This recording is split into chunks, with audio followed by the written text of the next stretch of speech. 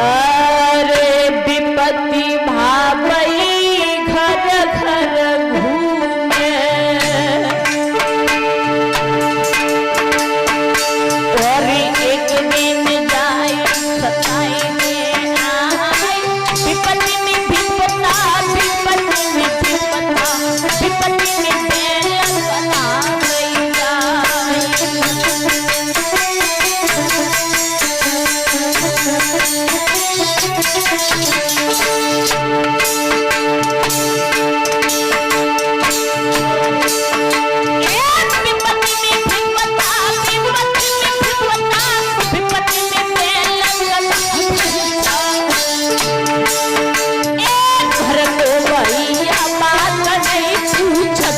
रिश्तेदार पीठ दे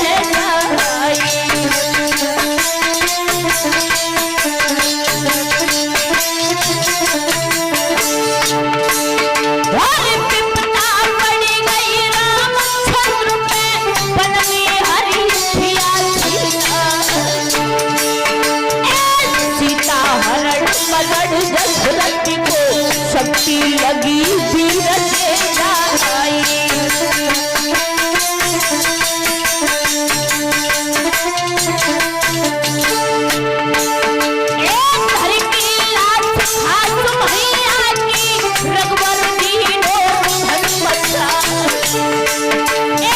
मैया जाए बोल सुनाई दे निकलन का गड़िए जिना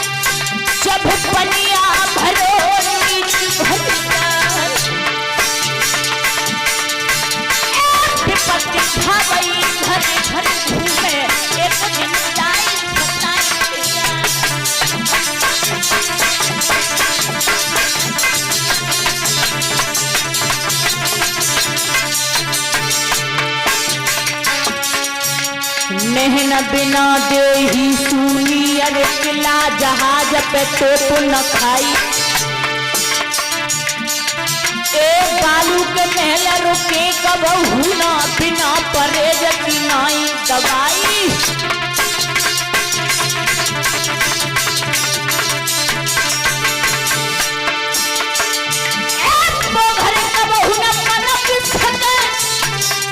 जब बालक छोड़ चटोरी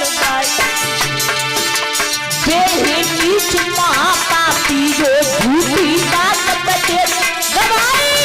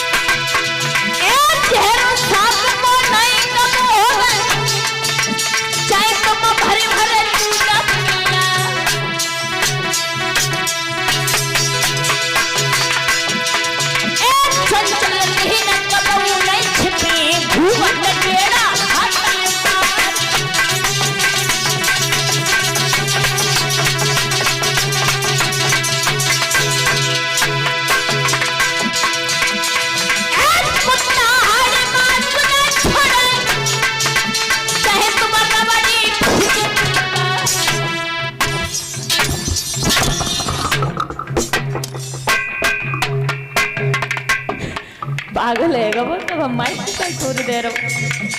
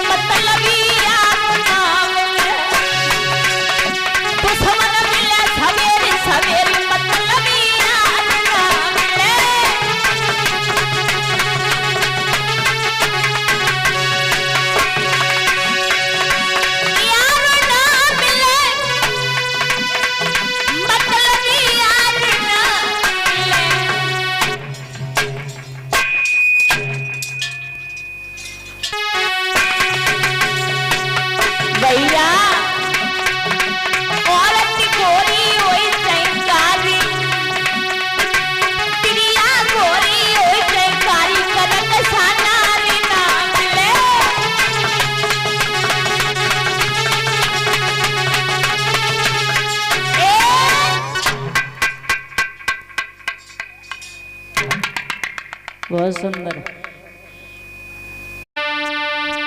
ढेरों में रक्त बह रहा था और हर अबला खड़ी रो रही थी।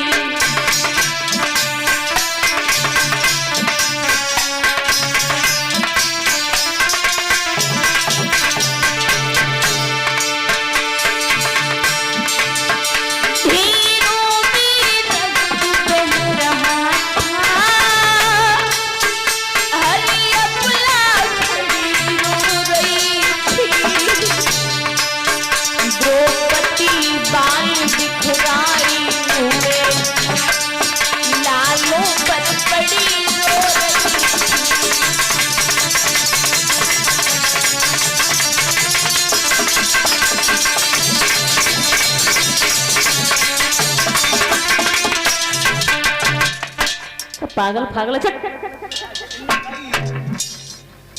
वो लग जावे तो भी नहीं लग जाए में नौकरा में खानदान है कोई। भगवान कन्हैया को देवी द्रौपदी ने देखा। मोहन की आती ही बोली आओ तुम बेकारी है। ठाकुर की आती ही बोली आओ गिरधर बेकारी है।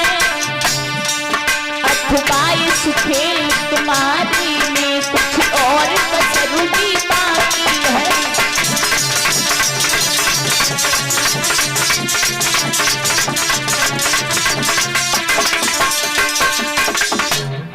आज मेरे भैया